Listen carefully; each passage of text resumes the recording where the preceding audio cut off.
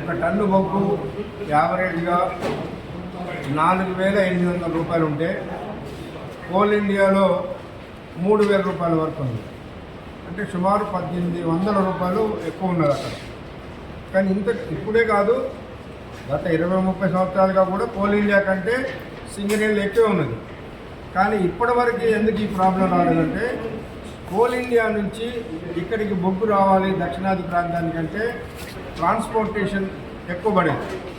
అక్కడి నుంచి ఇక్కడికి వచ్చేవరకు 5,000 రూపాయలు పడేది. కాబట్టి మన దగ్గరే తీసుకునేవాడు. ఇప్పుడు ట్రాన్స్పోర్టేషన్ పెరిగింది బాగా, రైల్వే మూవ్మెంట్ కానీ పెరిగింది. దీనివల్ల ఇప్పుడు వాళ్ళు తక్కువ రేటుకి తీసుకొచ్చి ఇక్కడ ఇస్తున్నారు. ఒక కారణం. రెండో కారణం ఏంటంటే, బ్లాకులు చాలా వరకు ప్రైవేట్ వాళ్ళకి వచ్చినాయి కోల్ ఇండియాలో కూడా.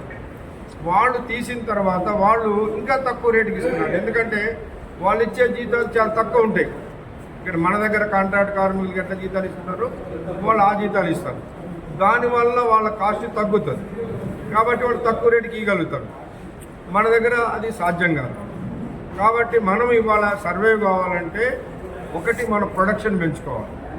ప్రొడక్షన్ పెరిగితే కాస్ట్ తగ్గుతుంది సహజంగా. ప్రొడక్షన్ పెరగాలంటే మనకు మైన్స్ రావాలి, మైన్స్ కావాలి కొత్తవి.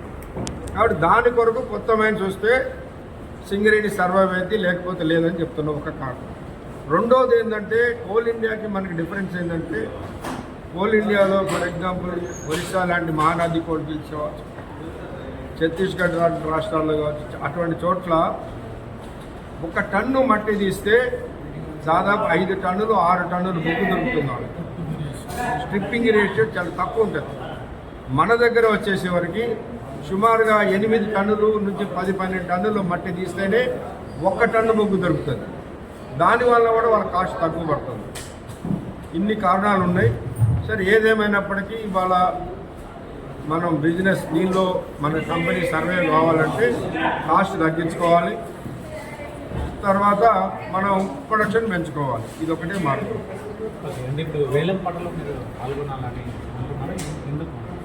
ఎందుకంటే ఇప్పుడు ఎంఎండిఆర్ చట్టం వచ్చిన తర్వాత పార్టిసిపేట్ చేయకపోతే ప్రైవేట్ వాడికి పోతాయి. అంటే ఇక రావు, మనకి మైన్స్ రావు. గత ప్రభుత్వం ఉన్నప్పుడు పార్టిసిపేట్ చేయొద్దని చెప్పారు సింగరేణికి. సింగరేణి పార్టిసిపేట్ చేయకపోవడం వలన 2 మైన్స్ పోయినాయి. ఎల్లందులో కోయగూడ OC3 కానీ, సత్తుపల్లి OC3 కానీ ప్రైవేట్ వాడికి పోయినాయి. ఇట్లా ఇక ప్రైవేట్ వాడికి పోతే సింగరేణి కొత్తగా రావు ఇక్కడ.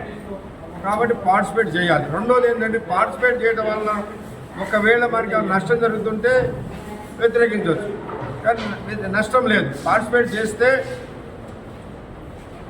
తక్కువ, ఇప్పుడు 4.5% ఏమో పార్టిసిపేట్ చేసినందుకు వాళ్ళు ట్యాక్స్ వేస్తారు, 14% ఏమో రాయల్టీ ఉంటుంది. అంటే సుమారు 18% ఉంటుంది. అదే పార్టిసిపేట్ చేయకుండా మాకు అలాట్మెంట్ చేస్తే ఇప్పుడు మేము 28 + 28 14 + 14 28% మేము పే చేయాలి ఎక్స్ట్రా. అండ్ ఇప్పుడు మీరు డిప్యూటీ సీఎం కానీ సీఎం కానీ మీ టీం దగ్గర ఏం చెప్తున్నారు? మేము ఈ రాష్ట్ర ప్రభుత్వం ముఖ్యంగా, ఎందుకంటే ఇది రాష్ట్ర ప్రభుత్వ కంపెనీ కాబట్టి మా మేనేజ్మెంట్ ఒకవేళ పార్టిసిపేట్ చేయాలని నిర్ణయం చేసినా గవర్నమెంట్ వద్దంటే చేయలేదు. కాబట్టి ఈ రాష్ట్ర ప్రభుత్వాన్ని మేము కోరుతుంది ఏంటంటే, పార్టిసిపేట్ చేద్దాము, పార్టిసిపేట్ చేయండి. సింగరేణి కంపెనీ కొత్త మైన్స్ తీసుకురండి, సింగరేణికి భవిష్యత్తు కలిగించండి అని మా విజ్ఞప్తి.